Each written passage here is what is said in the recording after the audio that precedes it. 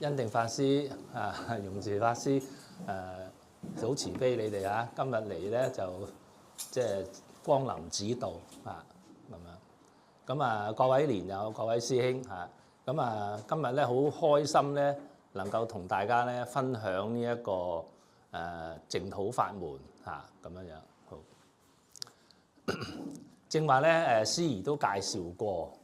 就今日個講題嘅主題啦，同埋咧亦都講過咧係有四講嘅咁希望咧大家咧可以即係四講都嚟。咁其實我喺呢度講淨土，大家聽到我係咪啊？聽到 OK good。其實我喺呢度講呢個淨土法門咧，係開始喺2019年啊，即係6年前咧，我喺呢度講過四講嘅。咁當時咧就都係嗰個幸福常隨嗰個講座嚟嘅咁第一個題目咧就係話我哋點樣可以得到常隨嘅幸福咁我當時咧好似即係倒米咁啊！我喺現場咧話俾大家聽咧，呢個娑婆世界好難有常隨嘅幸福咁因為冇計啦，釋迦牟尼佛講三界皆苦，吾當安之。即係我哋呢個娑婆嘅世界咧，都係苦所謂樂都係屬於小苦，真正能夠有常隨嘅幸福咧呢個咧就係要講極樂世界啦。咁所以咧，我喺第二講咧就介紹咧咩極樂世界係一個乜嘢嘅世界，係乜嘢嘅國土，同我哋呢個娑婆世界有咩唔同咁簡單講咧呢個係佛住嘅地方我哋呢個世界就凡夫住嘅地方，係咪啊？咁梗係唔同啦，係咪先？即係我哋呢度可以當係一個貧民區極樂世界嗰啲係高尚住宅區富人住嘅地方，冇得比啦，係咪先？即係兩個唔同嘅世界嚟噶嘛。咁我第三講咧，亦都講個題目叫做南無阿彌陀佛知多少。咁原來咧去呢啲咁樣嘅高尚住宅區居住咧，亦都唔係咁困難嘅啫。釋迦牟尼佛話：我大把錢，我大把錢。佢話佢個功德係大寶海，取之不盡。咁但係咧有一個條件嘅就係如果你哋念南無阿彌陀佛，因為呢個係萬德嘅洪名你就可以咧任你哋攞呢啲功德你要幾富貴都得。咁當然呢啲唔係我講㗎，全部係佛經講㗎。當時如果有聽嗰啲人都知道。第四個題目咧就係大家都知道啦淨土法門係講念佛嘅。咁係咪念兩句南無阿彌陀佛就可以攞咧？咁原則上係嘅不過我哋咧係嗰啲思想好多時咧就用我哋嗰個想法咧去諗點樣念佛可以往生淨土。咁所以咧，我喺第四堂咧就同大家講點樣念佛可以往生淨土。呢度有啲竅門嘅有啲竅門。但其實咧，好老實講咧，如果憑我哋自己用我哋嘅思想，所謂凡夫嘅知見咧，去念佛咧，唔係話唔得，往生機會好微。所以我第五堂咧就設咗個題目嘅，就係話咩咧？阿彌陀佛點樣令我哋可以得生淨土？大家聽唔聽到呢兩個題目有咩唔同第四講講咗㗎啦就係我哋點樣念佛可以去淨土。OK， 即係意思話咩咧？如果憑我哋認為咁樣念佛就可以去淨土嘅話咧，可以話俾大家聽，我包保你哋去唔到嘅。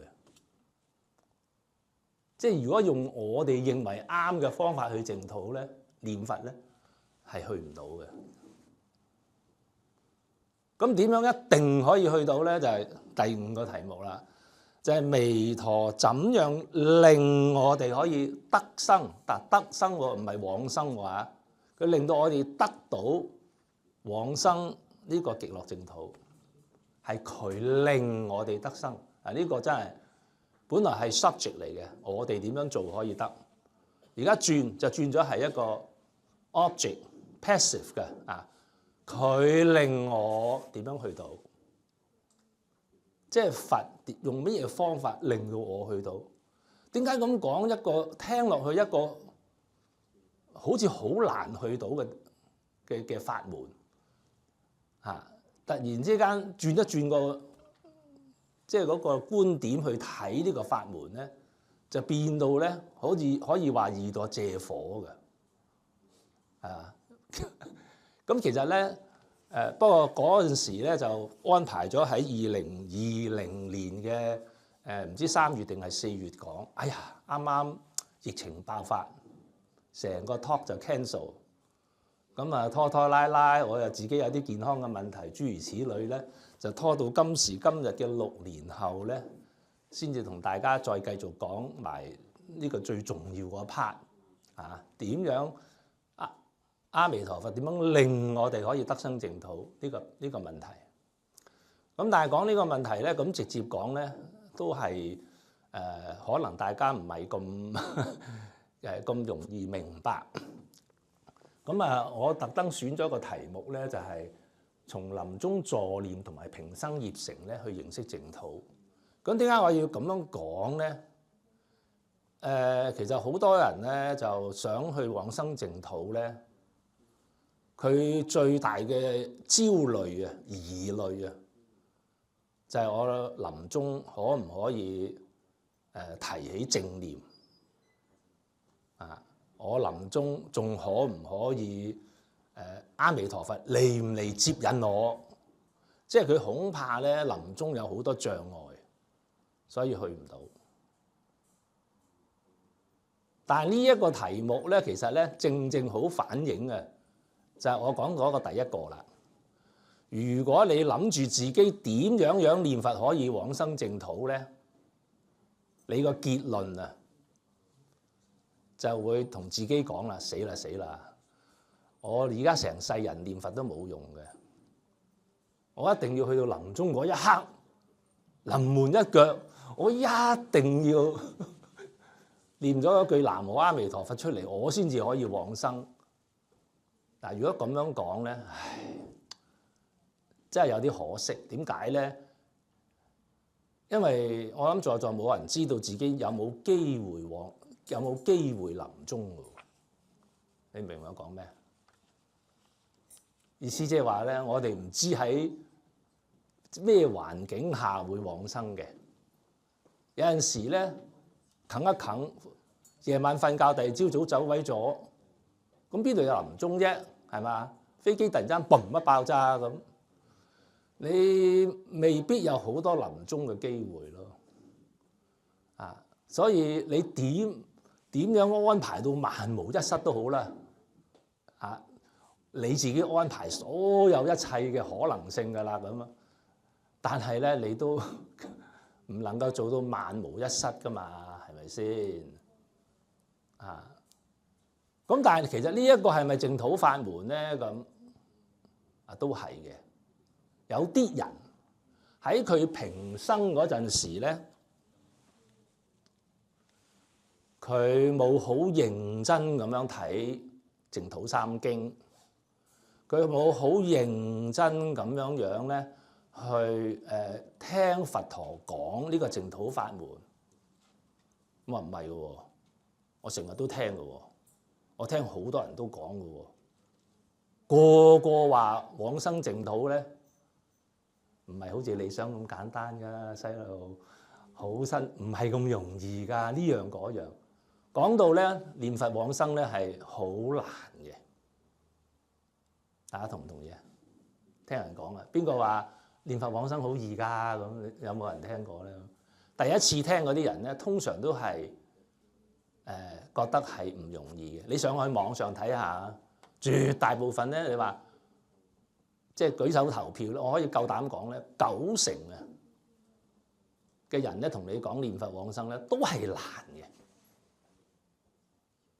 同唔同意啊？同意嘅舉手。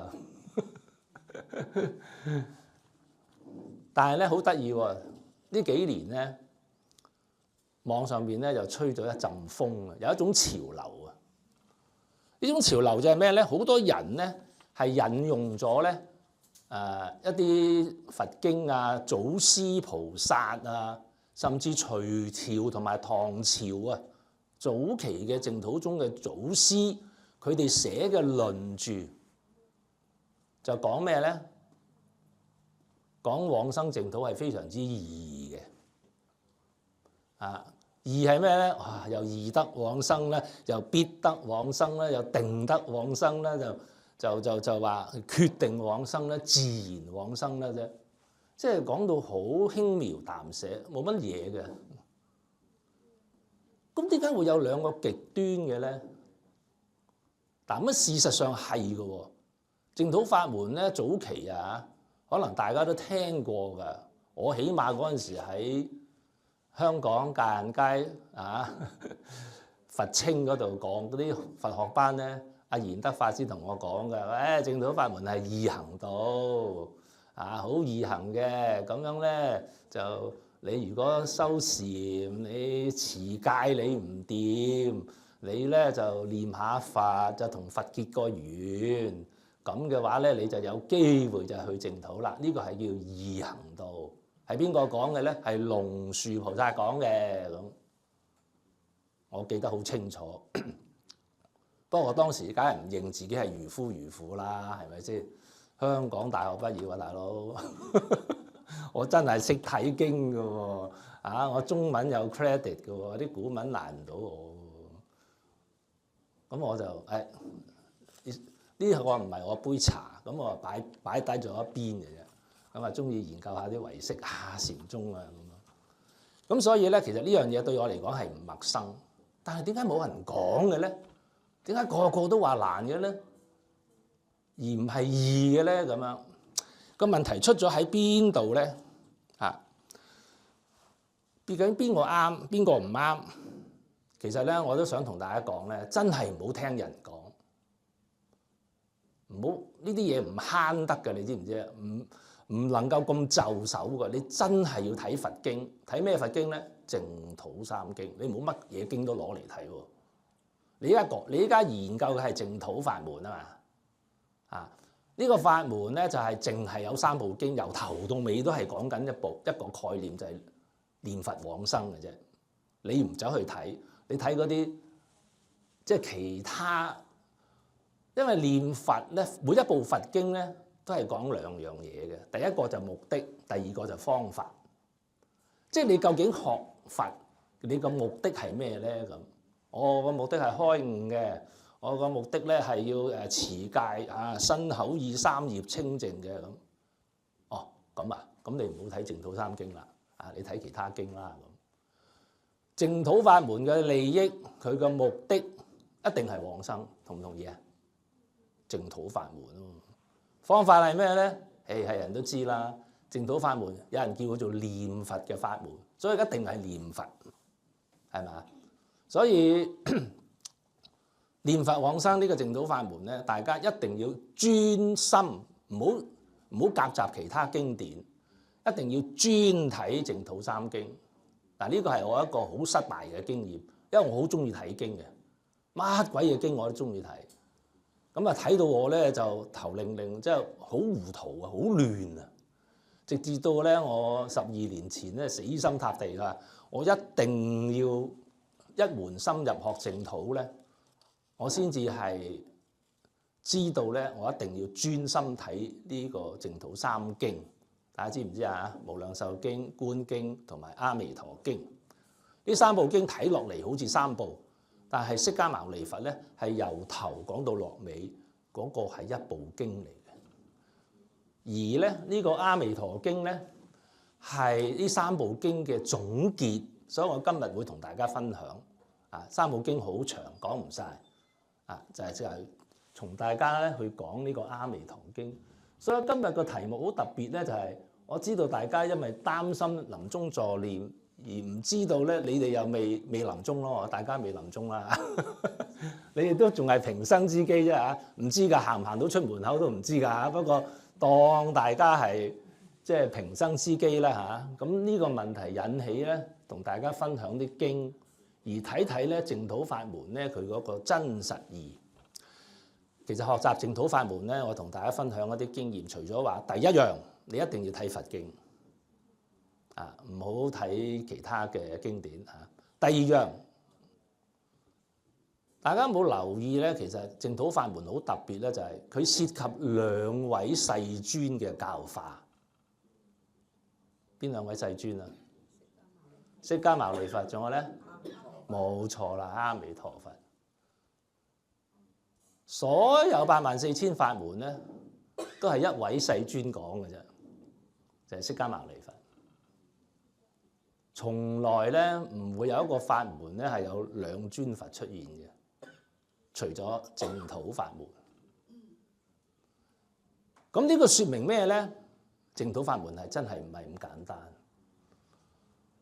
佢有一個乜嘢咧？佢有一個叫做勸化喻啊，即係話咧釋迦牟尼佛佢嗰個作用咧，嚟娑婆世界嘅作用咧係勸我哋。教化我哋去成佛，成佛。但係同時咧，佢引呢一個阿彌陀佛嘅出現咧，佢就係知道呢個淨土法門咧，佢有一個真實義喺裏邊嘅。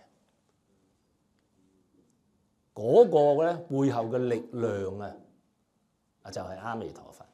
所以大家如果睇淨土三經咧，你一定要有兩個角度去睇嘅喎。你知道邊一啲説話咧係釋迦牟尼佛勸我哋講嘅，勸我哋而講嘅，而邊一啲説話咧，佢係猛咁即係讚歎阿彌陀佛嗰啲威水嘢咁樣嘅，你要分清楚先得。咁所以咧，我呢度今日同大家講咧就係，即係講嘅咧係淨土法門嘅真實義，呢個係隱義，因為釋迦牟尼佛講法咧，佢係就住我哋能夠接受嘅能力去講嘅，佢能夠用我哋嘅語言令我哋明白去講嘅。而阿彌陀佛咧，點解話佢係真實？佢嗰個係佛嘅境界。佛嘅境界，所以釋迦牟尼佛其實喺《妙法蓮華經》都講過嘅。我嚟同你哋講咧，係開佛之見、示佛之見、悟佛之見、入佛之見。而呢個佛嘅知見咧，係不可説，係不可思，不可議，即係講唔到嘅。佢意思即係話我哋講唔到，唔係話佢講唔到啊！你唔好搞錯啊！即係話咧，呢個淨土法門咧。由於涉及兩尊嘅教化，特別咧佢係講阿彌陀佛嘅救度咧，所以咧係咩咧？唯佛能知，唯佛能説，唯佛能解嘅。咁所以咧呢個淨土法門咧你哋一定要聽佛講，其他人講嗰啲咧唔算數嘅。佢哋都唔知。二乘非所測，即係大小二乘嘅菩薩都唔知淨土法門嘅，佢講唔到嘅。就算無量壽經嘅釋迦牟尼佛講完淨土法門，問彌勒菩薩你覺得點啊？你知唔知彌勒菩薩點答啊？佢話心受重悔，不敢有疑啊！即係呢個法門真係好勁，個分量好重啊！不敢有疑喎，你估彌勒菩薩有冇疑惑啊？嗱，一定有啦，不過唔敢講，不過唔敢講，亦都冇資格去講啊嘛。所以如果大家係有疑咧，係正常嘅嚇，因為呢個真實義咧係唔容易嘅。咁講翻正下講難同埋易嘅問題咧，其實嗰個關鍵喺邊度咧？但呢個淨土法門係難，釋迦牟尼佛都講過，不過係難信，係難信之法，是為甚難。但係釋迦牟尼佛又講過呢個淨土法門係易嘅喎。佢話升到無窮極，哇！呢個淨土法門嗰個果益啊，高到咧無極嘅，頂到冚嘅。但係咩咧？易往而無人，好容易去啊！有人話易無人就兩個解釋㗎。易往而無人咧就話易往到冇人都冇人去唔到嘅，咁叫冇易往而無人。但有話唔係咁解嘅，師兄，好容易去，但係冇人去到。呢個解釋係牽強啲，點會冇人去啫？大把人去啊！即係不過意思即係話咧，係的確係好少人去，好少人去到。個問題喺邊度咧？難信啊嘛！釋迦牟尼佛喺《阿彌陀經》咧講，我喺娑婆世界成佛都好難㗎啦，你知唔知啊？咁啊係喎，娑婆世界成佛係咪好難啊？啊，咁多年嚟我哋都識得一個釋迦牟尼佛，但係佢話我嚟呢個世間同你哋講難信之法咧，是為甚難，即係比我難喺娑婆世界成佛多聲嘅喎。你話呢個法係咪難信咧？咁樣，咁當然呢個難咧，除咗話難信難説之外咧，其實呢個難咧就仲有一個係難得稀有嘅，因為你哋而家咁坐喺度一聽呢個淨土法門之後咧，經過10000年啊，個法滅咗之後咧，起碼要等56億7千萬年啊，彌勒菩薩下生娑婆。你哋先再有機會聽彌勒菩薩講淨土法門，10000年嘅時間，要隔56億7千萬年，慘喎，慘喎真係！我哋依家捱多年都頂唔順啦，係嘛？即係天災人禍係咪？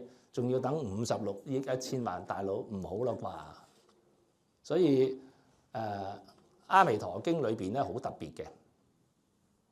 釋迦牟尼佛咧3次勸我哋眾生話：若有聞者，應當發願，願生彼國；若有信者，應當發願，願生彼國。我見是利，故說此言。係咁潑我哋，叫我哋你哋快啲去極樂世界啦！五濁惡世係嘛係好唔掂嘅啊！即係。好唔想我哋咧，再喺呢個六道輪迴啊！唔想我哋喺呢個娑婆世界受苦，所以佢要講呢個淨土法門。所以呢個咧，大家咧係好重要。好啦，接落嚟咧，我都仲未係講啲幻燈片咯，淨係開場白都講咗幾耐喺呢度。而家幾多點啊？而家25分。哇，講咗25分啊！快啲講啦，因為45分我哋會停一停。因為咧呢個開場白真係好重要咯嚇。好啦，除咗我哋要睇經，知道呢個經係有真實義同埋呢一個勸化義之外咧，我哋真係唔係咁容易識睇嘅。就第三要睇咩咧？要睇祖師嘅論著，因為好似龍樹菩薩係佢話淨土法門係易行道，其餘一切法門都係難行道，係佢講嘅。啊，咁呢啲嘢我哋唔識睇嘅。所以要睇祖師菩薩嘅論著，佢哋識睇，佢哋寫解釋嗰啲經，我哋要知道。OK， 呢個第三點學淨土法門。第四點，最後一點又唔係話我哋成日講話 last but not the least 唔係最呢個都好重要嘅，就係你哋要清楚知道咧。釋迦牟尼佛，我哋娑婆世界嘅教主，佛教係佢創立嘅。我哋唔知道自己識唔識揀一個法門，但係釋迦牟尼佛佢好知道咧我哋嘅根性，佢知道我哋啲咩料嘅，娑婆世界有咩料啊？冚唪唥都係六道凡夫，個個都冇本事出離生死，佢知道嘅。第二咧就係話咧，佢亦都好清楚咧，我哋咧嗰個即係嗰個需要，即係我哋需要啲咩法門？因為喺佛陀嚟講咧，知道咧生死喺呢個娑婆世界咧，生死其實係諸苦之本，即係佢同你嗰啲修一啲世善啊，善有善報，惡有惡報，唔係唔好，嗰啲都好，好過冇。但係嗰啲係有漏嘅，你知唔知啊？洗晒又冇，洗晒又冇嗰隻咧，我哋佛教叫有漏啊嘛。咁但係咧，佢想俾一啲功德，俾一啲快樂，俾一啲利益我哋咧，係無漏嘅，係永遠可以用到嘅，係咁樣嘅意思。所以邊一個法門能夠真真正正令到我哋即係得到真實嘅利益咧？咁呢個咧就真係要釋迦牟尼佛咧先至知道。仲有一點咧，釋迦牟尼佛都不斷強調嘅，就係我哋而家個處境。我哋而家處喺咩境？你知唔知啊？係末法時期啊！末法時期呢個末法時期咧，意思即係話咧我哋嘅法咧就嚟冇噶啦第6個500年咧，呢個法就滅噶啦。即係根據佛經講啦就係話咩咧？白法隱滯，白法即係成佛嘅法咧，隱啊，隱即係唔多見，隱藏咗，睇唔到。滯啲經書啊，流通唔到啊，講佛法嘅人越嚟越少啊。講下啲其他啲嗶哩吧啦即係嘢咧，就好多人講，但係即係講佛冇人講。隱滯，白法隱滯，多有僧眾，咩意思咧？聽見人哋講佛法，你成日講你自己嘅法門好啫嘛？你又話我嗰個法門好，佢又話佢嗰個法門好。哎呀，你哋喺度成日嗌交，佢以為我哋嗌交，事實上係佛門嗰啲咧，成日都大家你嫌棄我，我嫌棄你，嗌交多過討論法義。所以佢話叫多有僧眾，微有善法。即係對於出嚟呢個世間嘅善法咧，微好微。第5個500年，咁而家釋迦牟尼佛已經入滅咗超過2500年㗎啦，即係過咗第5個500年㗎啦。咁啊，大集經嗰度咧已經唔講第6個500年發生咩事㗎啦，已經冇㗎啦，已經。所以咧，佢知道我哋嘅處境好危險啊！即係冇又五濁惡世啦，講地講時又係，真係水浸眼眉。呢個時候都唔拿住呢個淨土法門咧，求生淨土咧，真係釋迦牟尼佛或者我入滅都唔晚閉，即係咁嘅意思嘅真係。所以我今日真係一定要同大家講，究竟即係淨土法門係一回咩事？正正因為釋迦牟尼佛咧，知道我哋眾生嘅根性，知道我哋嘅處境，知道我哋要需要咩法門咧，佢就介紹呢個特別介紹呢個阿彌陀佛俾我哋知。因為呢一個佛，佢係佢發願嚟接引我哋去佢嘅極樂世界，馬上可以即係得不退轉啊！眾生生者皆是阿鞞跋致必定成佛。所以佢而呢個法門最大嘅特點係咩咧？因為一個法門咧有冇利益，第一你一定要學得到。我哋學過好多法門嘅，我哋學唔學到咧？你持戒啊，其他或者有人做到嘅。100個有冇一個咧？我唔知。坐禪有幾多個真係可以開到天眼嘅咧？咁冇幾多個。開天眼其實好普通嘅啫喎，大家以為即係喺像法時期嗰啲咧，哇個個開天眼嘅，上上落落喺個天度，但係而家你揾一個都揾唔到，知唔知啊 ？OK， 所以你話坐禪，好啊好啊咁，個心會定下嘅。但係講開天眼嗰種觀想咧，係冇人做到，學唔嚟。第一，第二用唔到啊，唔識用啊。第三，你唔能夠成就。但係呢一個法門咧就唔係啦。第一，大家學得嚟，因為講明嘅三根普被，下品下生嘅人都學到念南無阿彌陀佛啫嘛。呢度有冇邊個唔識得念南無阿彌陀佛？有冇啊？冇嘛，梗係有咯。所以呢個法門係人人都學到，用得上。點解咧？因為你一念佛阿彌陀佛就揾啲佛光嚟照住你，你臨終嘅時間佢自動會出現，係咪？好使好用喎，24小時按 call 嘅阿彌陀佛。你喺幾時邊度往生，叫佢，佢即到，真係警察都冇咁快 ，ambulance 都冇咁快。你嗰頭念一句南無阿彌陀佛，佢就現喺你面前，你話佢幾好用？你話係嘛？第三，一定成功。佢嘅出現咧，代表咩咧？佢就帶你去啦，極樂世界。以後大家唔需要擔心輪迴。啊，我哋成日講話永離生死輪迴之苦海，常住涅槃極樂嘅樂邦。哇！真係諗起都開心，係嘛？所以呢個法門咧係人人學得到，人人用得上，人人都成功嘅。咁樣樣。所以咧我哋而家開始睇下啲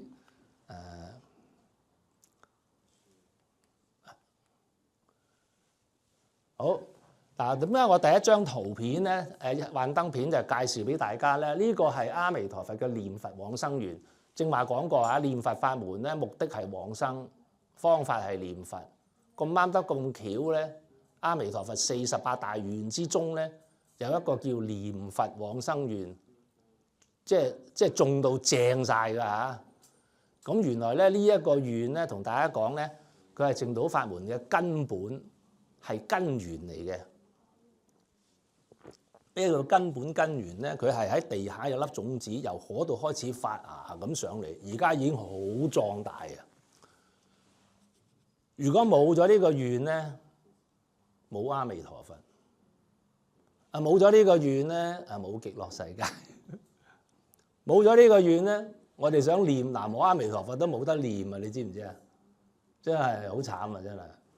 咁呢個願係噏乜嘢嘅咧？嗱，呢個願咧就係設我得佛。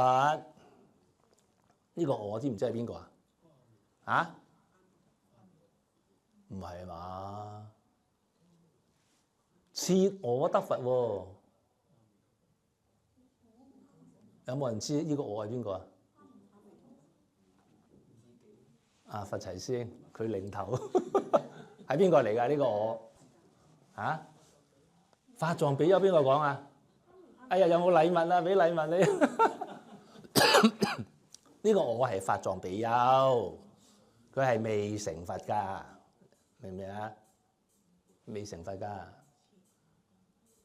成咗佛就一天都光晒啦。但係正正係第一句咧，已經係大家已經落咗個陷阱㗎啦。點解咧？因為你一睇咧就假設咗咧，佢都成咗佛嘅咧，睇嚟做乜？佢好多人咧就集中睇呢3句嘅啫。啊，至心信樂，欲生我國，乃至十念，信願行具足，咁我就可以往生。呢個係好正常嘅諗法，就係話從我哋點樣做乜嘢可以往生去諗嘅。呢啲條件嚟㗎，你逐個逐個要 fulfill 滿足咗之後你就可以去㗎啦。咁呢啲咧係一節節咁樣從自己嘅立場去諗，錯晒咯。咁樣睇法咧，我話俾你聽，淨土法門真係好難。點解啊？至心信樂死梗啦！我哋何來有真正嘅信心咧？你今日坐喺度聽我講，信心爆棚。聽日遇到多少煩惱咧？我諗我都係機會好微。你知唔知佛陀話我哋嗰啲信心係點嚟㗎？信心你要做到10信位嘅菩薩都唔簡單啊！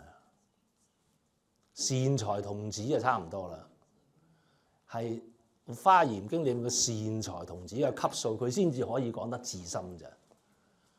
我根據啲祖師菩薩講咧，我哋六道嘅凡夫咧，冇一個有至深。我哋嗰啲腦裏邊全部係妄想分別心，全部係煩惱心。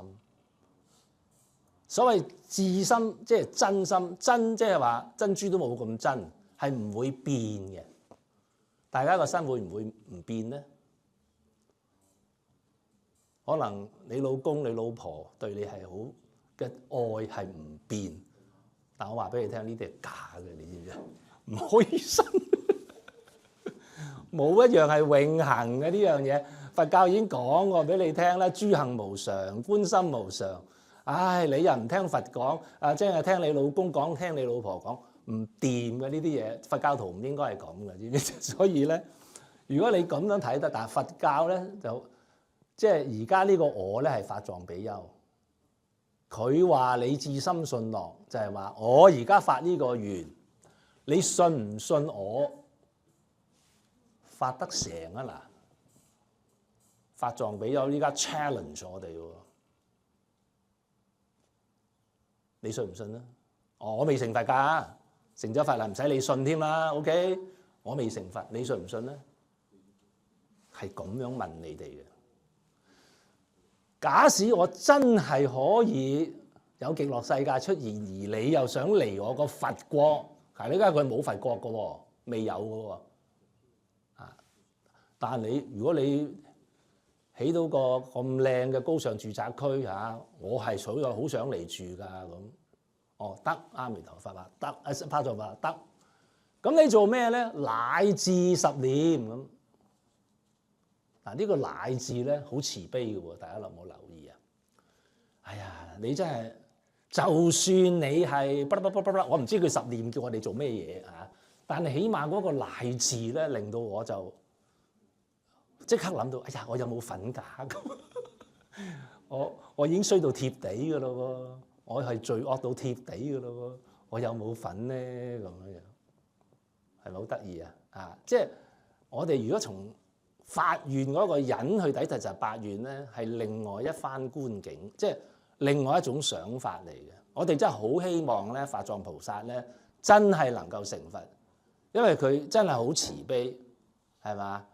叫我哋你只需要信我，可以幫你哋成佛，有個極樂世界，乃至有個名號。但係呢個10念咧，如果大家唔知係乜，你睇翻第17願你就知㗎啦。第17願咧，講住稱我名號。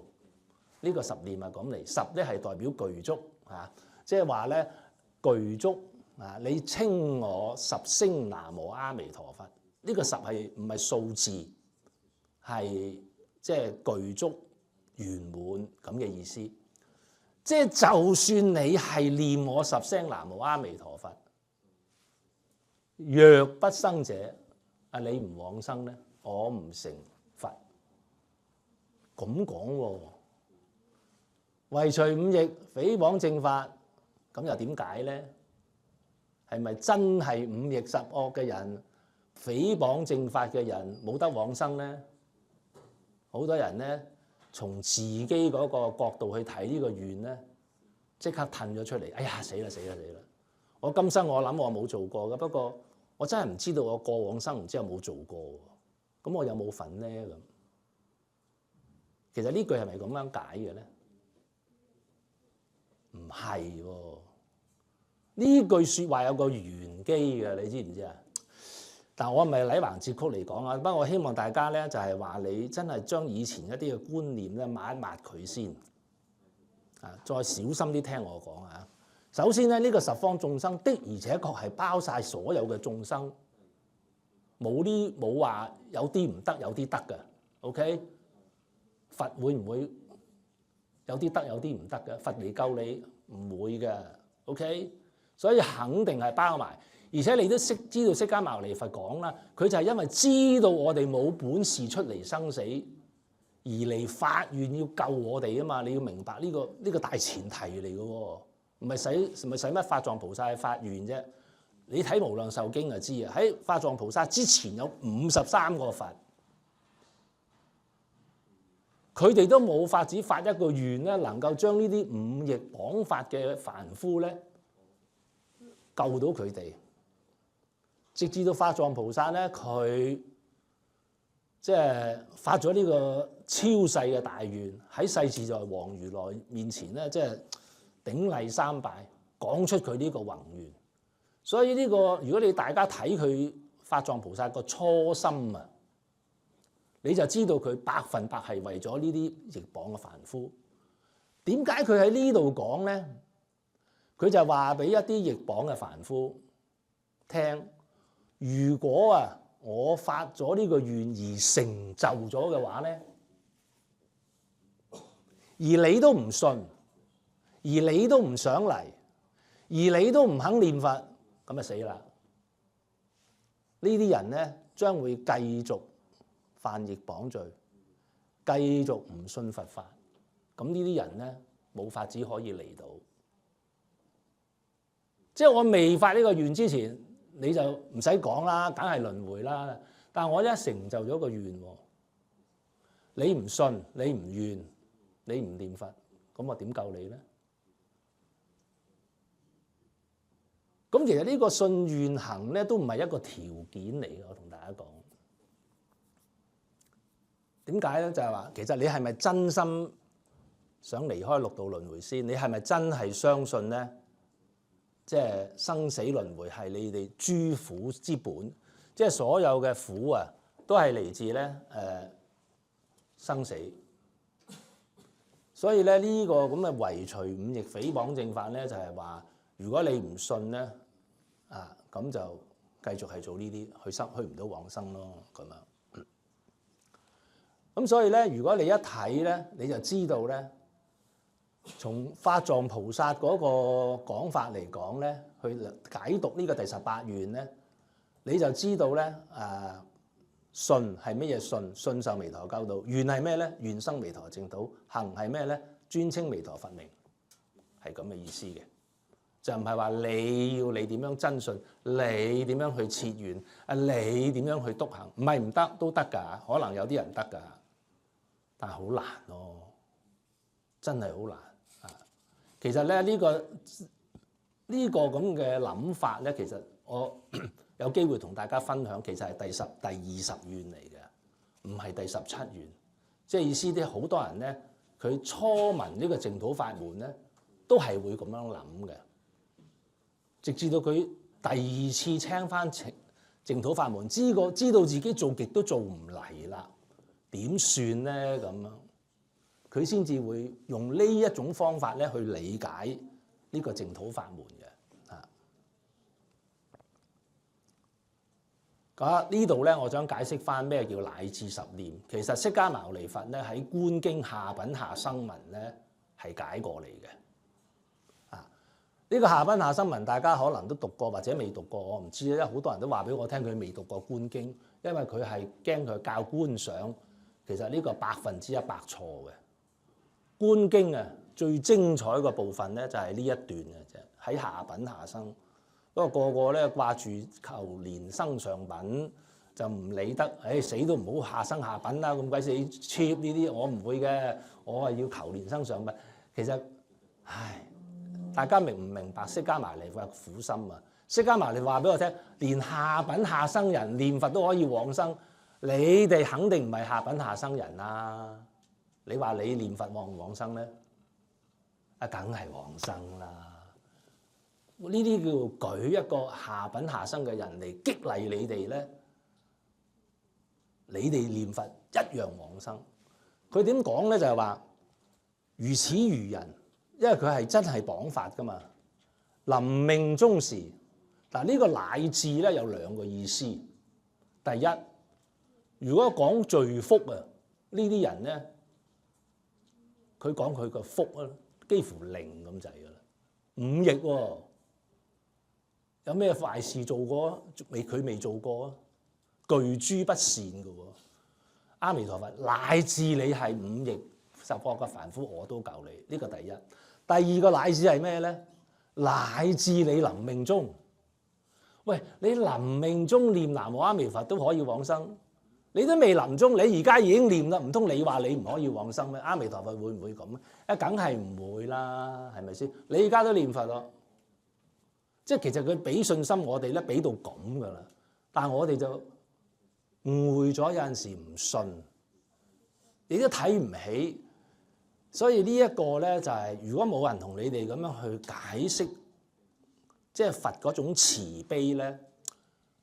教你哋去換一個另外一個角度去睇呢個第18願咧，你哋係領會唔到嘅，啊，因為我哋人係好勝啊、好強啊咁咯。好啦，遇善知識啊，呢個好重要啦。遇唔到善知識咧，你係好難搞嘅。even 咧，你係平生業成，哎呀，平生業即係平生之機咁樣樣。即係好似正話講，如果冇人同你哋講呢啲嘢咧，你係唔知嘅，唔識咁諗嘅。祖師菩薩都係啊，為説妙法，同你講阿彌陀佛願力同埋佢嘅名號，佢嘅威神功德力，教你念佛。但呢個人你睇下，呢個鄙人其實係講緊我哋嘅喎，知唔知啊？我哋真係衰到咁嘅喎，苦逼！哎呀，我唔得閒啊，我工作好忙啊，哎呀，家庭壓力好大啊，哎呀，我得閒先要念佛啦。係啊，我死嗰陣時先念得唔得啊？啊，臨終業成係咁嚟嘅，你知唔知啊？叫你念佛你又唔念，啊，諸多推搪啊，又話我唔得閒念，為苦。不過佛係好慈悲嘅，哎呀得啦，我知道你好忙，我知道你好苦。啊，好大壓力啦咁樣，佢話我不遑念佛。嗱，呢個真係要大家深思啊！我哋就叫你念佛往生，而呢個人衰到點咧？就連念佛佢都話我唔得閒念，唔想念，唔得念。咁點算咧？善友，呢個梗係釋迦牟尼佛啦，佢又講叫善友。釋迦牟尼佛咧教我哋：汝若不能念彼佛者，應稱無量壽佛。嗱，呢個係一個好重要嘅轉折點嚟嘅。好多人念佛啊，呢個稱名啊，稱無量壽佛嘅名啊，點解會口稱同你念佛係有咁大嘅差別咧？啊，呢個大家翻去諗諗，知唔知啊？因為念咧係講意業，即係我哋嘅心係真係好唔掂嘅。釋迦牟尼佛係知道我哋嘅根性。凡夫講個心咧，啊咩心想雷躍啊，神色飛揚啊，踩到我哋好盡嘅，你知唔知啊？即係我哋知道我哋嘅心真係好靠唔住嘅，所以佢就話：算啦，我知㗎啦，我又唔想篤爆你，咁你稱啦，稱我知道你念㗎啦，咁佢慈悲到咁。如是至心，點解佢至心咧？佢死啦嘛。啊，我哋而家未死咧，我叫你至心都唔係咁容易嘅。因為你仲有啲 choice 噶嘛，令聲不絕，具足甚念，稱南無阿彌陀佛。你睇下寫得幾清楚。可能大家唔知道南無阿彌陀佛嘅出處係嚟自觀經嘅喎。有啲人話：你知唔知南無阿彌陀佛嘅出處喺邊啊？部部經都講㗎啦，咁啊，係咪部部經都講咧 ？No， 講阿彌陀佛嘅經有200幾部，啱嘅。但係講南無阿彌陀佛嘅經咧，得一部就係觀經。邊啲人要念啊？就係我哋呢啲人咯。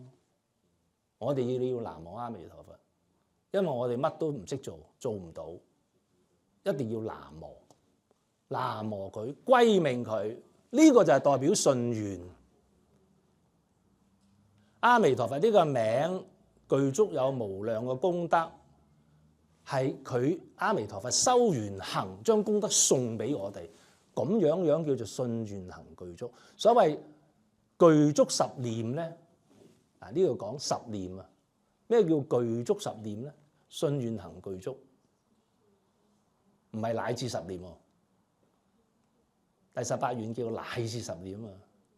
點樣具足十念咧？你話十念就算都算數啊嘛。咁咩叫十念啊？你念南無阿彌陀佛咯，咁就信願行具足。跟住釋迦牟尼佛稱佛名故，唔係念佛名故，唔係話你持戒故啊話你禪定有功夫故，啊乜嘢故，得一個原因嘅啫，就係你叫我啊，叫我個名啊。於念念中，每一句佛號都可以幫你除80億劫生死重罪，咁你就往生啦。咁你就唔需要以後再輪迴。呢個係下品下生，釋迦牟尼佛講嘅，知唔知啊？所以呢一段文咧係非常之重要嘅，同大家講。所以咧講翻臨終助念同埋平生業成，臨終助念嘅人咧係悔懼交至，死啦，今趟死啦，死梗啦，好鬼驚。如果佢能夠遇到善知識，即係一個自己好信而又可以教人信嘅人，助成念佛，成佛法力，咁佢可以超升善道。平生嘅人咧，好似我哋而家咁啦嚇，你只需要心感無常，唉，我都明白個咯，啊，生死喺呼吸之間，隨時都係臨終。你又遇到善知識，助成念佛，你願意成佛願力，即係唔係成佛法力啊？佛法力係指釋迦牟尼佛嘅法門啊。如果你能夠成佛願力，你就可以往生淨土。但係如果你話好似正話講啦，如果你話臨終助念我係要念下地藏經啦，嗰啲都好，地藏經可以幫你唔可以落三惡道。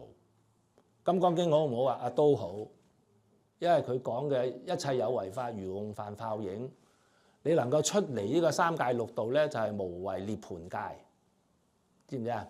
咁所以咧，你都可以超升善道。但係如果你講到成佛咧，你冇乜嘢好過成佛嘅願力，因為極樂世界咧就係佛所住嘅地方，諸佛之家嚟嘅。咁樣所以咧，你睇到咧，臨終業成助念同埋平生業成咧，其實個分別好大咯。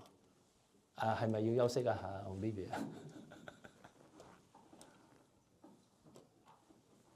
好。感謝淨土居士嘅精彩開示，請大家起立。合掌一問訊，感謝淨土居士。接落嚟，我哋將進行10分鐘嘅中場休息。我哋而家繼續講座。好，咁啊，感恩各位嚇。哎呀，未開機嗰陣。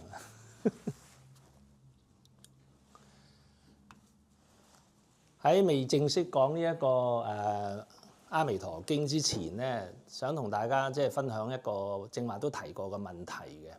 喺淨土宗裏邊咧講嘅咧係難信但係易行嘅法嚟嘅嚇。咁其實我當時都最諗唔通一樣嘢咧，就係話：喂，我真係好信㗎咯喎！啊，我唔信我都唔會想學呢個淨土法門啦咁樣。咁但係我信究竟同我念佛有咩關係啊？有冇大家可以講到俾我聽啊？即係個信同埋個行之間嗰個關係喺邊度嚟咧？嗱，信就信啦，咁啊念就念啦，係咪就係咁咧？我念係咪當係信？信係咪當咗念咧？有啲人話我信咪得咯，信者得救，嗱唔係啊！我哋唔係基督教、天主教嗰啲叫信者得救啊！我哋真係要行嘅，因為宗教咧，如果你唔行咧，你係冇利益嘅。咁費事開估啦嚇，其實咧善導大師咧真係好醒，因為善導大師知唔知佢係我哋淨土宗嘅宗祖？佢喺唐朝嗰陣時咧係創立咗呢個淨土宗嘅，咁啊寫咗有5本書，但係只可惜咧佢喺中國嗰度咧因為唐武宗滅佛啊，即係全部消失晒。咁係近嚟咧先至喺日本咧傳翻嚟。咁啊，有人將佢做啲微注啊、印刷啊咁樣翻譯，廣泛流通。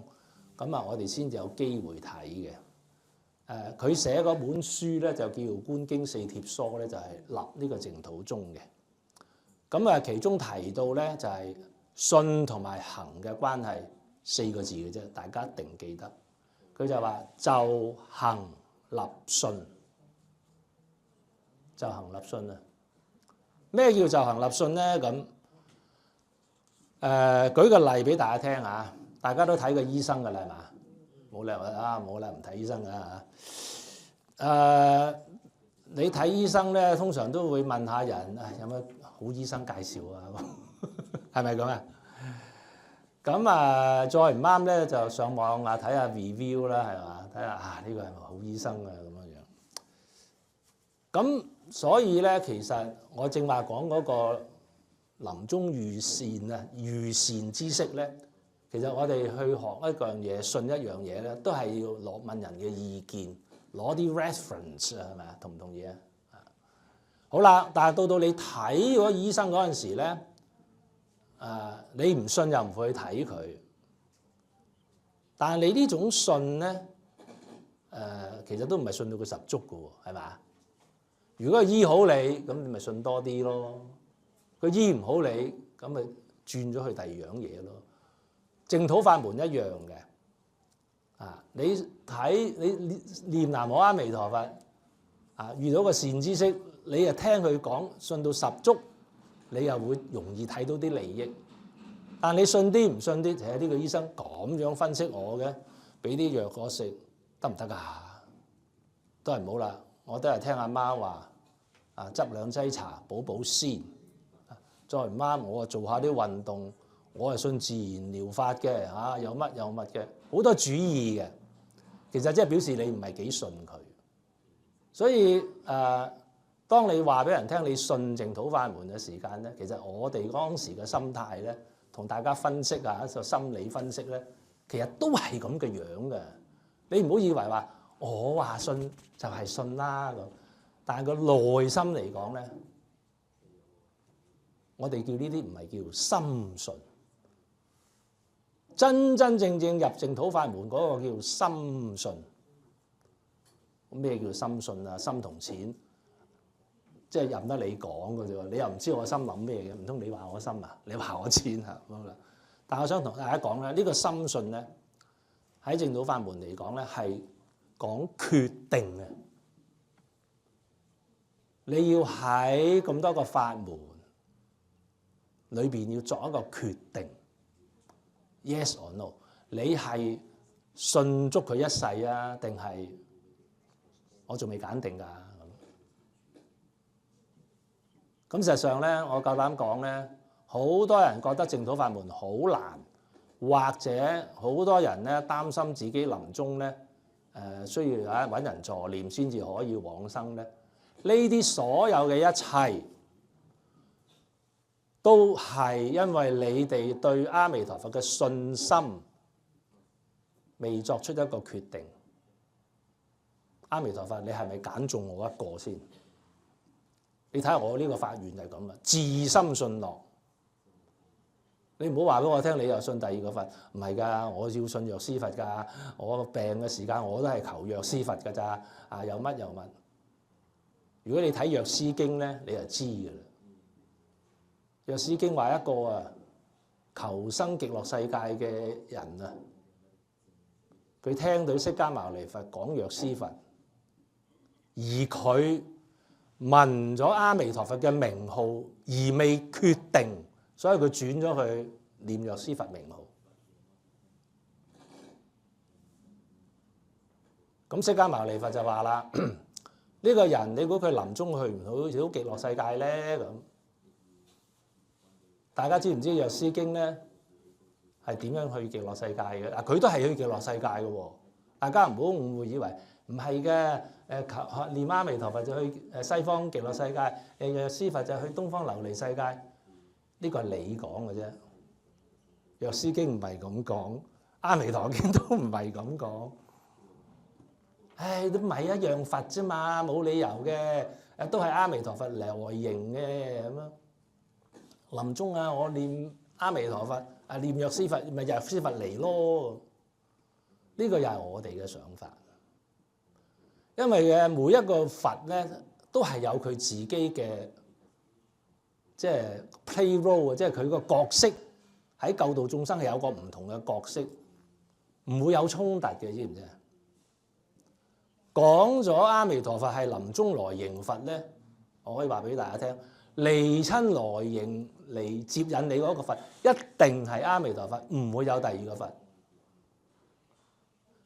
嗱，咁極樂世界咧，藥師經咧，佢講臨終來迎係咩嚟嘅？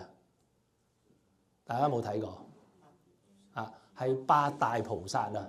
呢位師兄有講啦，係八大菩薩嚟做咩啊？接你去淨土啊 ？No， 八大菩薩嚟係示其道路，即係佢都係講一次開示，話俾你聽點樣去邊度啊？去阿彌陀佛嗰個即係極樂世界嘅地方咯。到時喺臨終啊，有八大菩薩嚟，佢會指引你去點去返呢個極樂世界。總之你講嚟講去咧，你想去極樂世界咧，就只有咧係念阿彌陀佛嘅，啊係其他就算你念其他佛名號咧，你都要回向。如果唔係咧，係都去唔到嘅。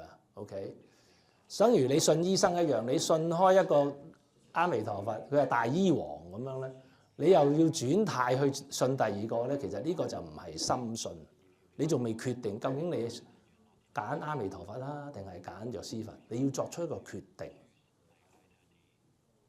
啊，咁樣樣。所以咧，你要信醫生咧，當然仲有第二種情況嘅咧，就係話咩咧？你一定要決定嘅咧，就係臨終嘅時間啦。點解咧？臨終你仲有10口氣啊，俾你念10句佛嘅啫，仲有你有冇得揀啊？我唔中意呢個醫生啊，咁你有咩資格講先？所以你正話睇到嗰邊經文咧，啊，所以咧睇到所以你正話睇到嗰段經文咧，佢都揀唔到啦。個善知識叫佢稱南無阿彌陀佛，佢都唔知道，唔知頭唔知路，佢都唔知無量壽佛係乜水嚟嘅，你知唔知啊？佢就你叫我念就念咯，佢真係念，因為佢得10口氣啫，真係死梗噶啦。一係落地獄，一係跟阿彌陀佛走，任佢揀，唔係揀呢唔使揀啦啩？落地獄去極樂世界仲使揀？幾大都去極樂世界啦，係咪先？不過理論上就俾你揀下啦咁樣。所以咧，我哋啊要作決定咧，一係你臨終嘅時間咧。你認識多啲阿彌陀佛，即係等於你真係認識呢個醫生，真係你要先信咗呢個醫生。信呢個醫生咧，唔係講你個口幾順，而係你一定要依足呢個醫生開俾你嘅藥，啊，教你做嘅嘢係即係跟到捉一捉先得。你唔好。啊！有聽呢個聽嗰個溝呢溝路咁樣嘅話咧，其實係直接係影響你咧嗰個病會好嘅。淨土法門咧好強調要專稱佛名，因為的而且確咧喺第18願嗰度咧，大家都睇到㗎嚇。佢真係阿彌陀佛乜嘢都冇講㗎，第18願淨係話。乃至10念係咪？欲生我國，你想嚟啊嘛？你唯一一樣做嘅就係乃至10念。佢有冇話乃至你要持戒，你要誦經，你要持咒，你要做乜做嘛？你要做好人，做乜做乜？佢冇開晒呢啲要你做嘅嘢，佢就係叫稱佛名故，係嘛？喺觀經講過2次。稱佛名故，誦經唔係唔好，觀經都有講嘅。誦經咧係能夠除千劫嘅極重罪，但係你念佛咧係最少都除你50億劫嘅生死罪，所以係差好遠嘅，你知唔知？500萬倍喎，呢個就話你誦500萬部經，唔係我講㗎嚇，大家唔信翻去查，而家網好方便嘅啊。500萬部經都不及一句佛號，你諗下佛號嗰個功德幾厲害咧？所以如果你真係信嘅話咧，你真係要跟足阿彌陀佛講，乃至十念。而事實上呢個南無阿彌陀佛咧，觀經都有講過嘅咧，呢一粒係叫阿伽陀藥，係能醫所有嘅身同埋心嘅百病嘅，具足無量無邊不可思議嘅功德，足夠咧你成佛啊！印光大師講啊，成佛都有餘噶啦，你唔好睇小呢句佛號，咁容易唔信喎，難信之法咪就係咁解咯，係好難信。所以呢一個咧係真係咧大家諗一諗嗰個醫生嗰個問題咧，我覺得係會俾大家咧有一個啟示嘅。甚至你話我唔識揀啊！其實釋迦牟尼佛咧喺《阿彌陀經》嗰度咧已經同我哋揀咗㗎啦，咁樣喺《阿彌陀經》嗰個總結嗰度咧，而家可能咧就呢度咧講得會比較快啲多㗎啦，因為大家都好熟㗎啦，《阿彌陀經》啊，但《阿彌陀經》咧係一代結經，有個名俾佢嘅喎。呢個一代結經係咩意思咧？唔係淨係淨土三經嘅總結嘅經典。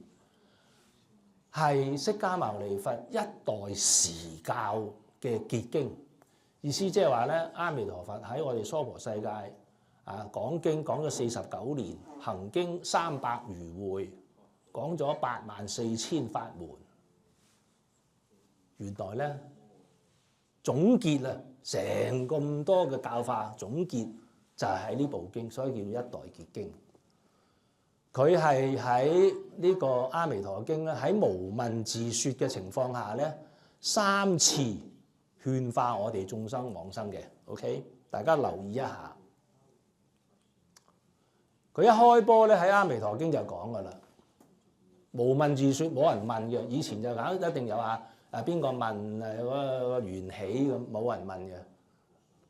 一開波就話俾大家聽咧，從是西方過10萬億佛土，有世界名曰極樂，其土有佛號阿彌陀，今現在説法。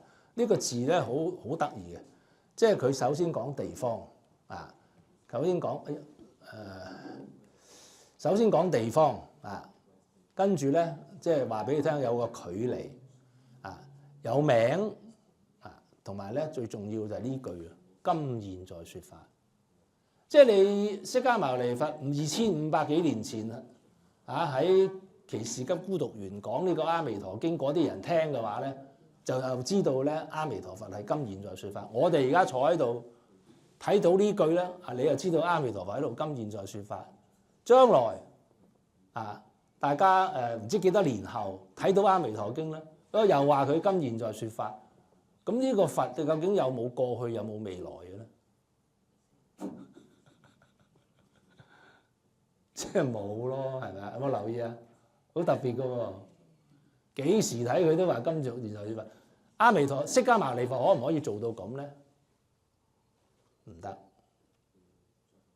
佢喺娑婆世界化現咗個人生咧，佢都離唔開生死嘅。80歲佢就入滅㗎啦。即係話咧，呢個佛係無生無滅嘅。所以同釋迦牟尼佛最大唔同嘅地方係點咯？所以釋迦牟尼佛點解強烈推介我哋咧？簡單講咧，如果我哋想成佛咧，冇佛支持我哋、撐住我哋咧，我哋係永遠成唔到佛嘅，知唔知啊？即係咁㗎。好，跟住講咧，大家好熟悉㗎啦問舍利弗啊，你知唔知道個名叫極樂啊？咁其實好得意嘅，極樂世界呢個釋迦牟尼佛咧喺阿彌陀經咧就嗌咗舍利弗，即係佢嗰個智慧第一嘅大弟子36次嘅喎，其中咧有3次咧係問舍利弗問題嘅，3次咧都係同個名有關嘅，即係包括點解佢叫做極樂啊咁點解佢叫做阿彌陀佛啊點解佢又乜啊？即係佢全部咧係同嗰個名咧係有關嘅啊。咁嗱呢個咧其實係問舍利弗嘅，你知唔知啊？咁佢梗係唔知啦，亦都唔答，默不作聲，知都唔敢講啦，係嘛？啊呢啲嘢邊度夠膽講啊？唯佛能知、能解、能説 ，OK？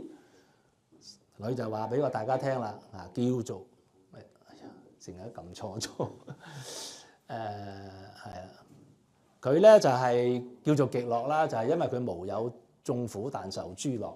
嗱呢個又係好奇怪嘅啊！冇苦就係樂，咁即係無苦冇樂咯，係咪先？係嘛？因為呢個極樂世界冇女人咁係咪都係男人咧？即係一個對於冇女人嘅國家咧，男人係冇意思嘅，你知唔知啊？冇意思嘅，仲分咩男女啫？meaningless 嘅係嘛？即係話啊嗰度冇苦嘅咁，冚唪唥都係樂咁。即係其實話俾我哋聽咧，苦樂係冇乜意思嘅啫，係我哋嗰啲即係以為咁叫苦咁啊，冚唪唥都係即係佢就住晒我哋娑婆世界嘅眾生嗰個感受去講，因為你哋覺得呢度苦啊嘛，咁咪話俾你聽嗰度樂咯，即係好得意嘅啫。所以睇呢啲經咧，你嗱呢啲叫勸化。你點解講喺度講苦樂嘅？我哋唔係講四大皆空啊，又唔好話諸受是苦啊。教我哋呢樣教我哋，因為佢就住我哋嘅凡夫，我哋即係我哋講佛法嘅利益咧，你一定要講苦樂啊！呢度呢個係淨土，嗰個係穢土。話俾你聽啊，乞衣嗰啲咧，瞓街咧，你叫佢上樓佢唔中意嘅，因為佢嗰度係最舒服嘅。啊！啲蒼蠅啊、啲蚊啊喺啲坑渠咁供嚟供去，你叫佢俾個籠啊，俾個別墅佢整到好靚咧，佢唔中意，佢係中意嗰啲地方，因為我哋呢啲叫業力招感啊，你知唔知啊？所以咧，如果你同佢話啊呢度好，呢個係穢土啊，我哋唔知佢噏乜嘅，你穢土，我覺得幾好啊，我哋覺得幾好啊咁啊大魚大肉。但係知唔知天人啊睇見我哋食魚食肉咧，佢真係作嘔喎！你知唔知？因為啲屍骸嚟嘅喎，有乜好食咧？見到都打冷震啦。等於我哋見到啲蛇蟲鼠蟻喺坑渠啊咁，啲糞便啊污糟邋遢，佢都食得幾滋味。我哋聞見都想嘔。即係人咧嗰啲苦樂啊、喜好嗰啲就冚唪唥是非對錯咧係 relative 嘅。所以咧，我哋去睇呢個經咧，就都知道咧，佛陀係我哋中意聽嘅嘢咧，佢就講嗰樣嘢，你知唔知啊？就用苦樂難易啊呢啲咁，用我哋即係完全係就住我哋嘅根性去講咯。咁如是者咧，佢一講就講咗好多啊，4個功德莊嚴，即係介紹咧極樂世界點樣正，點樣生活好，吃喝玩樂、衣食住行樣樣都好。好啦，第二個問題就問啦，何故號為阿彌陀？咁佛有嗰個名咧有兩個意思咧，呢個又係好特別嘅，係阿彌陀佛有嘅。第一個咧就係話佢個光明無量，第二個咧就係佢嘅壽命，唔係淨係佢嘅壽命喎，仲有喎，佢嘅人民都係無量無邊，阿僧祇劫喎。其實咧呢個無量咧，亦都有個解法㗎。佢釋迦牟尼佛講呢個無量咧，係依我哋娑婆世界嘅有量嚟講無量。但係大家知道咧，如來係不生不滅、來去自如㗎嘛，冇嘢綁佢。跟住佢個無量係真係無量嘅無量，而同我哋娑婆世界講嘅有量嘅無量都係唔同嘅，但係呢個係真實義，即係釋迦牟尼佛講嘅咧係勸化義，但係我哋認識嗰個阿彌陀佛嗰個量咧就係真實義。呢度咧，如果你想詳細研究咧，就要睇睇呢個《往生論》或者《往生論注》啊，睇下世親無剎點樣解釋阿彌陀佛嗰個無量究竟係一回咩事。所以好多嘢睇嘅，唔係話淨土法門念一句佛號。如果你要明白佢嘅道理咧，係非常之高深啊！但係你話我唔想研究咁多啦啊！我都就嚟聞到棺材香㗎啦，咁咪靠念一句佛號搞掂。再強調一次啊，你唔使走去鑽研咁多呢啲嘢㗎嚇。不過講呢啲嘢出嚟咧，即係俾個信心大家，你知唔知啊？即係唔好以為淨土法門咧就即係牙牙烏咁樣冇乜料到，佢係深到你真係不可測㗎，你知唔知啊？好，跟住再問啦。嗱，第一次勸化咯喎，係啊，又走咗。第一次勸化咧就係話啦，點樣叫我哋應當發願願生喜樂啦？我哋咧可能有 N 咁多個原因咧，想去極樂世界。咁啊，最基本嘅梗係唔想墮落地獄，唔想六道輪迴啦，係咪？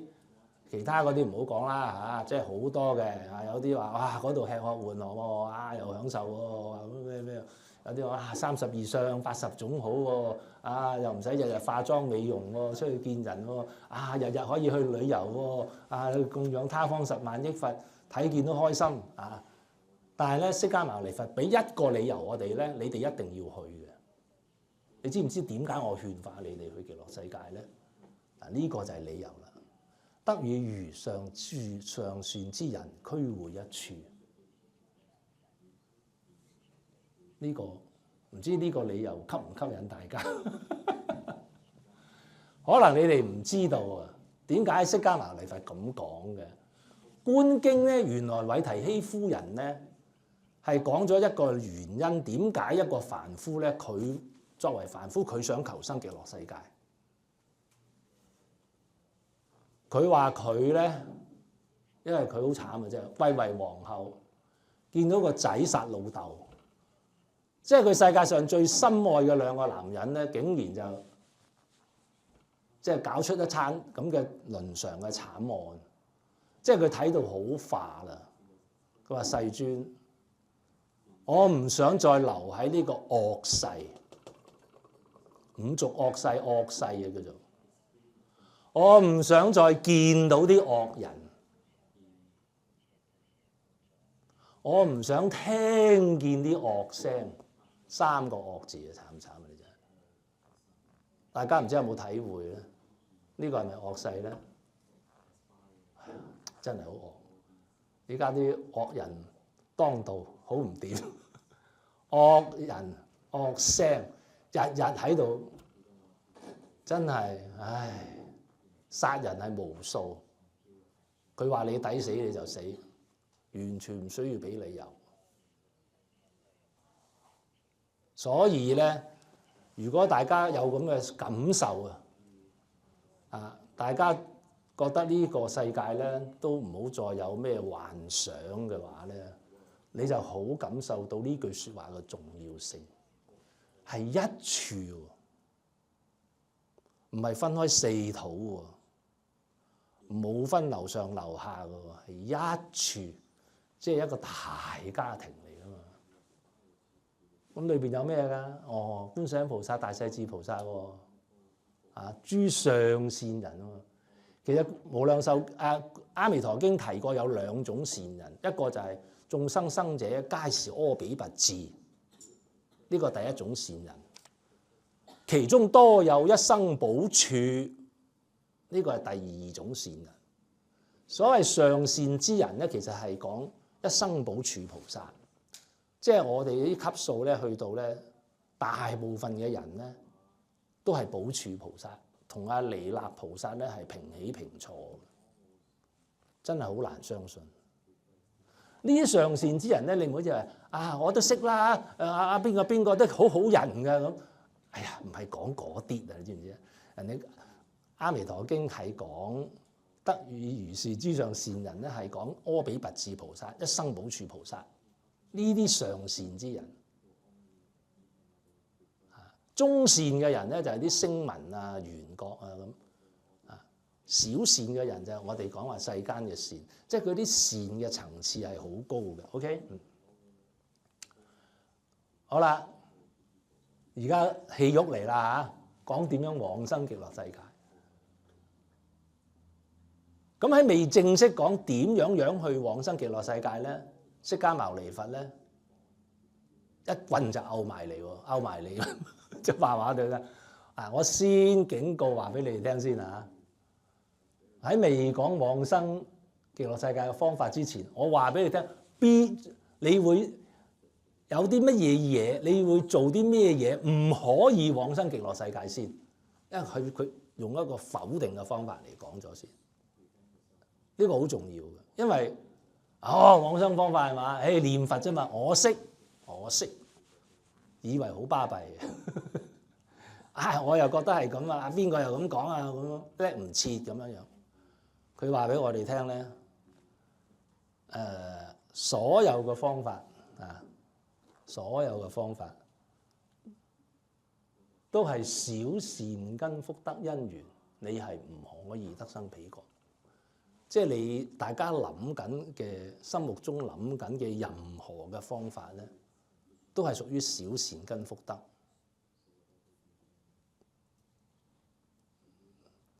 因為咧呢啲我哋而家都仲係喺因地啊，仲係凡夫啊。就算你係菩薩啊，你想去到，你可能唔知道極樂世界係佛住嘅地方。你哋以為我收到乜就可以去啦咁。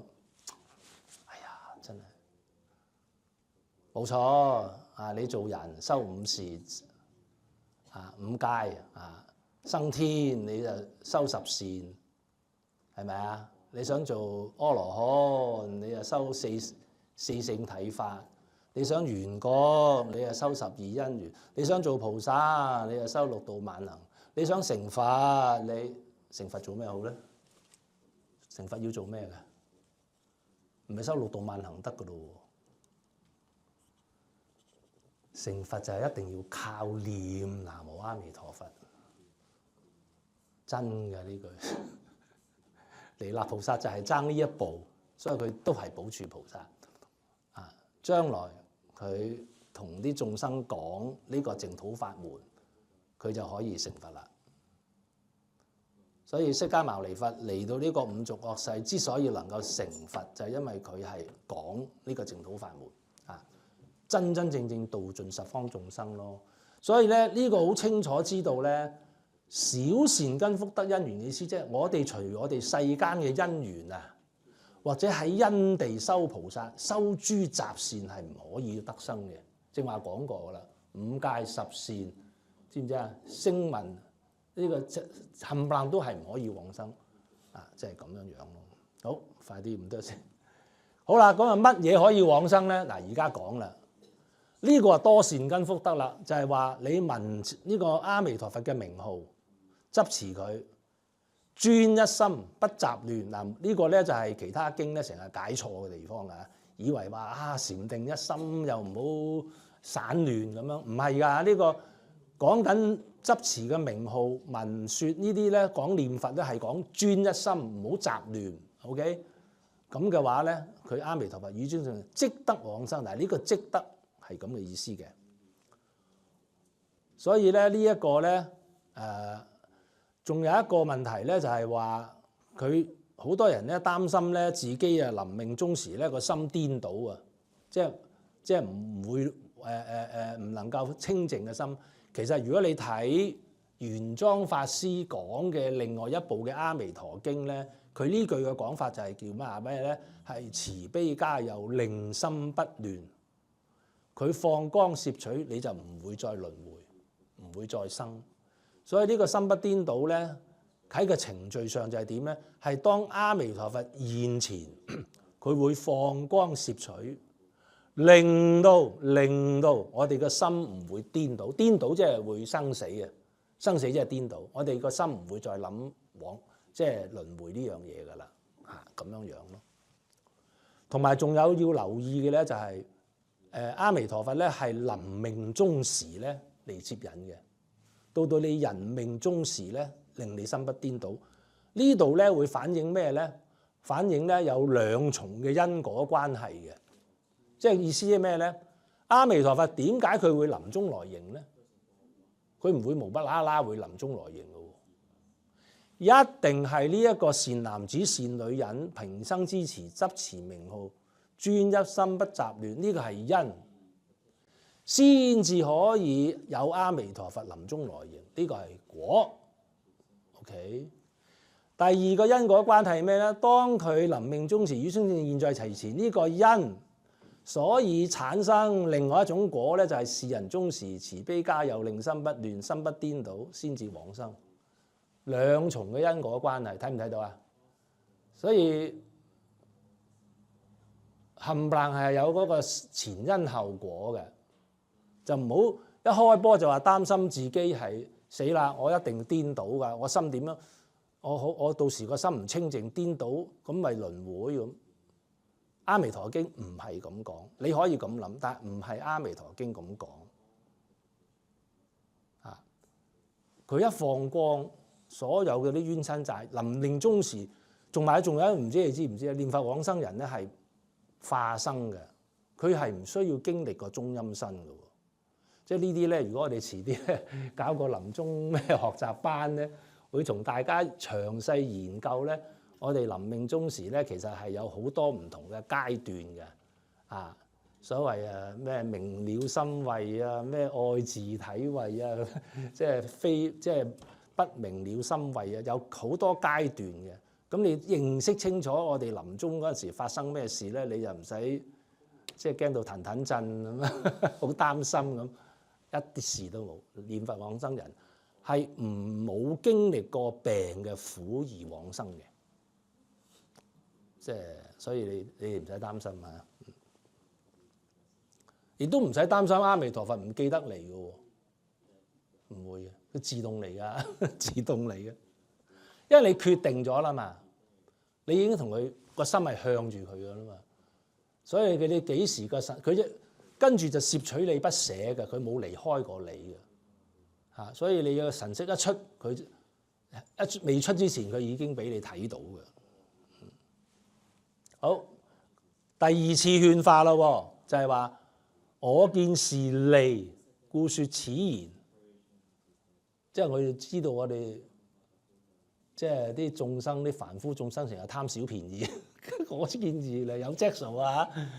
我就勸你哋咧，你聽到咧，你哋要發願啊！所以第二次，好，第三啊，跟住咧就六方如來書示證，但係呢個好緊要。你唔好睇輕呢一樣嘢啊！即係話咧，呢個唔係一個阿彌陀佛嘅主意嚟嘅，個個佛都撐阿彌陀佛呢樣嘢。個個佛咧，佢要成佛咧，都要講呢個淨土法門，講呢個彌陀嘅名號。如果佢唔係嘅話，佢成唔到佛嘅，真係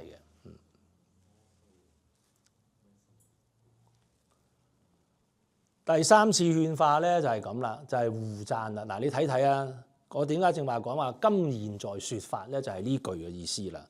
呢句意思啊，無論有啲人咧曾經發過願，前世又好。今日坐喺度，琴日發過願嘅好，今發願即係而家大家在座，我發願咁就係嗰一刻我開始。當發願，等我諗諗先，我聽日先發願得唔得啊？師兄，冇問題啊！你幾時發願都好啦，你想去阿彌陀佛嗰個國，是諸人等，你已經皆得不罪轉於阿耨多羅三，你成佛啦，你就成佛噶啦，冇得傾噶啦，你佛講喎，你知唔知啊？你幾時發願你就幾時決定往生，皆得。你去到之後咧，有一啲人咧係已經往生咗，但係又翻嚟，或者你而家坐喺度在座有一位再來嘅菩薩，我唔知啊，可能有啲高人喺度啦。若當生啊，或者啱跟而家未去住，我聽日先去，下一世先去得唔得咧？都得。總之咧，你阿彌陀佛咧就一網打盡嘅，你走唔甩嘅，你知唔知啊？你走唔甩㗎啦。是諸舍利弗，諸善男子善女人，若有信者，應當發願願生彼所。你要信，我班齊六方如來嚟同你證成，你都唔信，真係冇嘢講啦！第三次再勸信，即係三次勸信真係好鬼死真㗎啦，知唔知啊？真係講到捱血都出埋，你哋都仲要諗諗先咯，真係，唉，釋迦牟尼佛都真係冇你符嘅真係。咁啊，再後尾釋迦牟尼佛自己真係唱説款埋，乜都攤晒出嚟同大家講。你知唔知啊？我嚟到你呢個世界已經係難得稀有，啊，真係千載唔好話千載一時啊 ，N 載一時嘅機會嚟到呢個娑婆世界，成佛俾你哋睇啊，化做人生得80歲命啫喎，好短嘅大佬，個個佛釋迦牟尼佛佢受記作佛啊，個個佢啲弟子都用劫嚟講佢嗰個壽命嘅，佢自己得80歲。為咗咩咧？為諸眾生説使世間難信之法，就係咁咯。所以真係要珍惜呢個因緣咯。所以你睇到呢個18願嘅成就文咧，即係成就咗啦。今次呢個我咧就係釋迦牟尼佛啦。佢話諸有眾生聞其名號，信心歡喜，乃至一念。今次就一聲都唔講啦，一念10念都唔講。你至心回向，回向即係回娑婆向極樂，願生彼國，即得往生。阿彌陀佛幾時保證我哋一定可以往生咧？唔需要等臨終咧，就係呢個即字啊！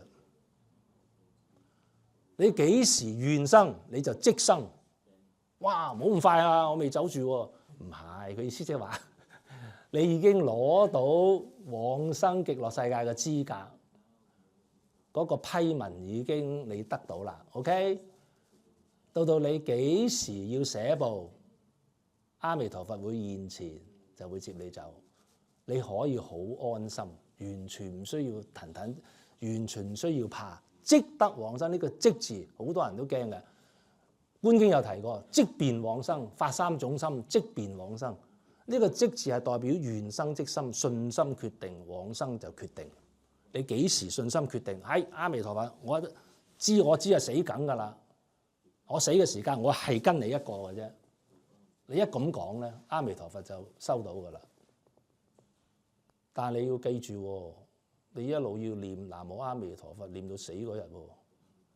咁要念幾多㗎？我冇所謂，乃至日日念一聲都得嘅，啊！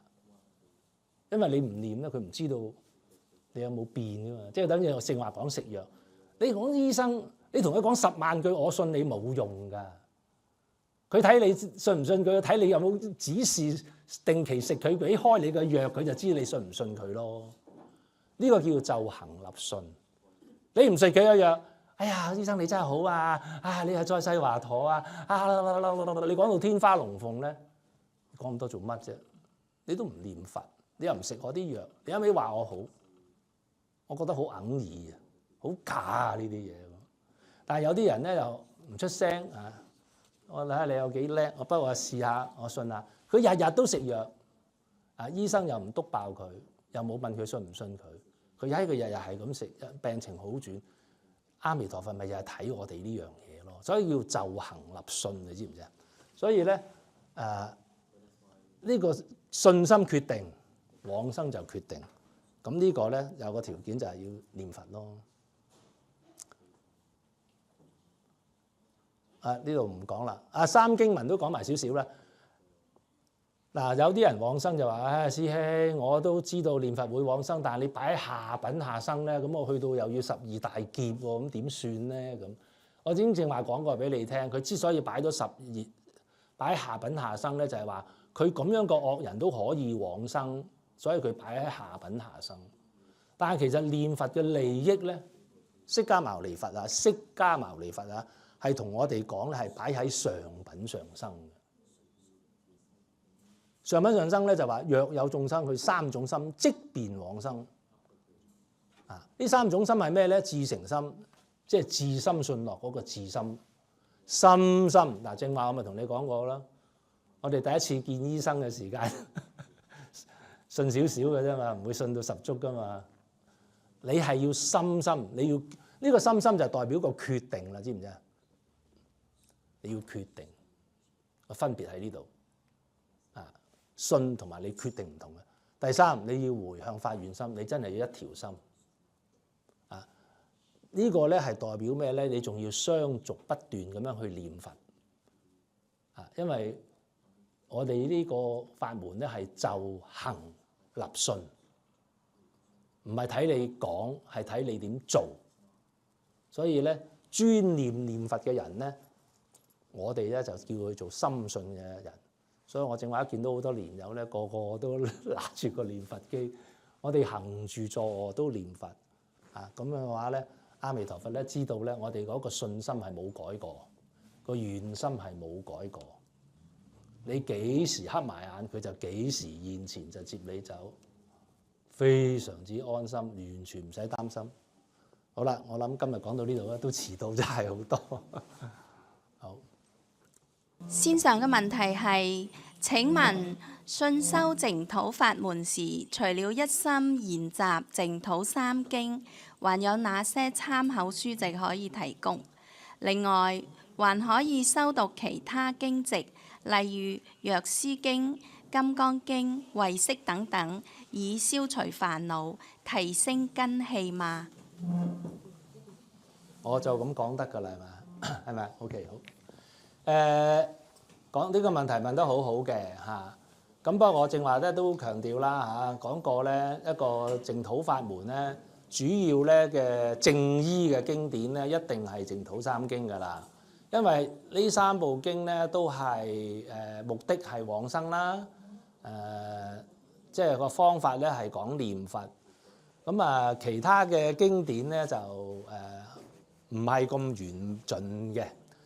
咁點解我都唔係太過？如果你從研究淨土法門嚟講啊，我唔係太過主張，亦都好多祖師咧都叫我哋唔好參考其他同往生冇關係嘅經典嚇，因為往生呢樣嘢咧100%係靠佛嘅願力㗎啦。咁如果你真係我只可以講話你信唔嚟嘅話咧，係要堅持咧，係要依釋迦牟尼佛嘅法咧去求生淨土咧。其實都唔係唔可以嘅，嗰個係第19願啊！我想同大家講，下一堂我會講下嘅。嗰個係第19願，就係你要做嘅咧，就係你當然係要發菩提心啦，修諸功德啦，仲要咧一定咧要將呢啲功德自心發願回向。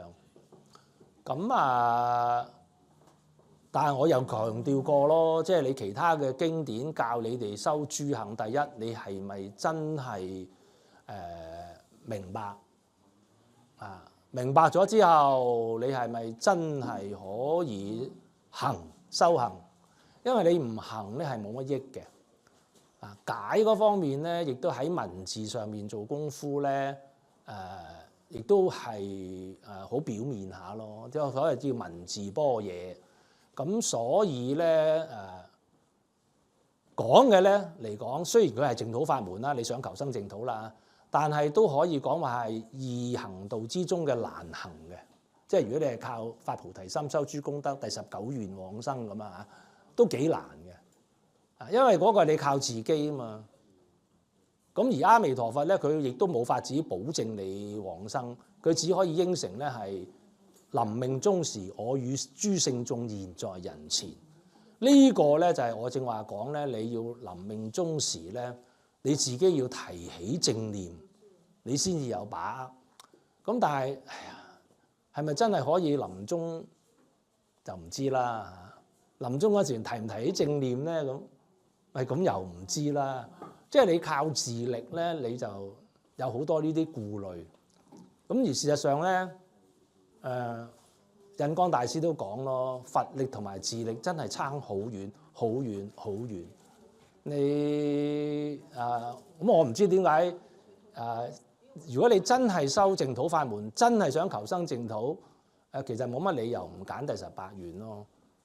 第19願只不過係釋迦牟尼佛、阿彌陀佛慈悲開出一個19願出嚟，對一啲真係受呢個善法有能力修行嘅人咧，俾佢回向都仲係有機會得生。咁當然佢嘅得生之後咧，因為佢疑惑佛智啦不但止臨終業成啦，臨終先至可以助念啦。就算你去到咧，都要會胎生嘅喎。你睇無量壽經啦，所以你好清楚知道咧，往生淨土嘅正因咧，一定係念佛而唔係修其他法門將功德回向。呢一個係一個可以講係一個妥協啊，一個 compromise 嚟嘅啫。唔係阿彌陀佛佢想做嘅嘢啊！即係等於我當然阿彌陀佛佢知道咧，有一啲人好似話啊，我中意行山咁 ，Grouse Mountain 咁高，有纜車唔坐，我係都中意山腳行到山頂啊！難行嘅人你行唔到啫，我中意行啊！有啲人係中意行山，咁但係你要量力咯咁啊，今年都70幾80咯。唔通你仲叫我去硬咩？我都係中意坐纜車啦，即係所以係咁咯嚇，個意思都係咁。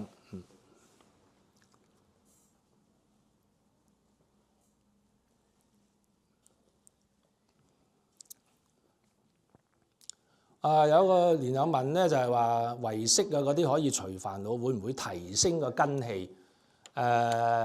當然，如果你係能夠收到唯識，真係可以幫你除到煩惱，咁啊，梗係可以幫你提升根氣嘅啊。咁但係而家咧，我哋講淨土法門啊，講得失啊、善惡啊，呢個標準嗰條界咧係畫喺生死輪迴。你記住啊，因為善惡我正話講過啦，而家唔係同你講除煩惱嘅問題。係講生死嘅問題，呢件係即係如果你仲未有一種話，哎呀，我都仲係未諗到生死六道輪迴呢個問題，咁 it's fine， 即係你咪可以咪繼續除下煩惱先咯。咁但係你煩惱要業盡情空，咁你先至可以唔使六道輪迴喎。你要證到阿羅漢果，咁先至可以喎。咁我又唔知你要花幾多時間啦。起碼證三果啊嚇，你要下一世先再嚟啊。三果開天眼喎，咁你睇到依家睇到啲咩嘢咧？即係你如果你認真去研究呢啲經典咧，你會發覺有好多嘢咧，的而且確咧，我哋係做唔嚟嘅，用唔上咯嚇。咁啊，但係你話哎呀，我冇諗到生死啊，話知佢咧死就死啦咁樣樣咯。咁啊，嗰個冇得講嘅嚇，睇下你個追求嘅利益係啲咩嘢咯啊。至於話另外一個問題咧，話我睇到有好多淨土嘅文章，應該要選擇邊幾篇嚟睇咧？其實我正話都講過啦。其實我認為咧學淨土法門咧最難啊！就要承認一樣嘢咩咧？就第一，我係一個從生死嚟講啊，生死病啊，我係一個無藥可救嘅人。我係一個你自己知嘅啫啊，係你要承認係一個咧係被救度者啊。我係好似下品下生咁樣咧，我係完全咧。身口意三業咧係冇功嘅，我先至會死心塌地咧，會信阿彌陀佛，信呢個醫生。即係呢個決定啊，係好重要嘅。睇文章咧，如果你睇到我強調要大家第一，你要決定自己喺決定信心啊，對阿彌陀佛有信心之前咧。你先要決定，呢種決定係自覺嘅喎，好得意喎嚇，係你自己一種覺悟嚟嘅。你突然間驚覺，哎呀死咯！原來我都仲係六道凡夫喎。點解以前我同我學佛嗰啲人個個都去晒淨土，個個都解脫，去晒兜率內院，但係我而家都仲係咁嘅咧？咁下一生又點咧？喂，我真係唔掂嘅噃咁。你突然間覺悟到原來自己係一個咁樣嘅根性嘅人咧，你先至會真係好徹底咁樣，好老實咁樣咧，信靠阿彌陀佛咯。如果你睇一啲文章咧，我覺得你係先環繞認識自己嘅根基，認識阿彌陀佛嘅悲心、大悲嘅心。咁樣去入手咧，可能會對你嘅幫助大啲咯嚇。